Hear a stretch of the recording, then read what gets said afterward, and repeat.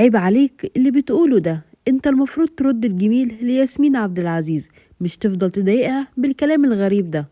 فنانة مشهورة جدا هاجمت العوضي، ايه الحكاية وايه رد فعل ياسمين عبد العزيز؟ خلينا في البداية نقول لكم ان العوضي قلب الدنيا الساعات اللي فاتت، مش بس لانه طلع وقال انه رقم واحد وانه الاعلى مشاهدة ومفيش حد زيه ولا حد وصل لنجاحه، لا ده كمان قال ان السنة اللي جاية هيقضي العيد مع المدام واللي بعدها مع المدام والاولاد. طبعا كلامه ده قلب الدنيا، وناس كتير حست وفهمت انه بيغيظ ياسمين عبد العزيز وبيحاول يضايقها، وده بعد ما طلعت وقالت انها ندمانة على مسلسل ضرب نار اللي قدمته معاه.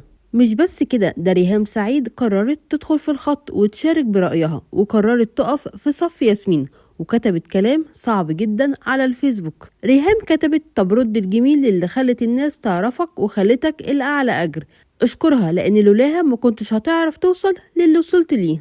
كمان رضوى الشربيني دعت عليه وقالت: أي شر بتعمله هيترد لك تاني، وانت شخص ناكر للجميل.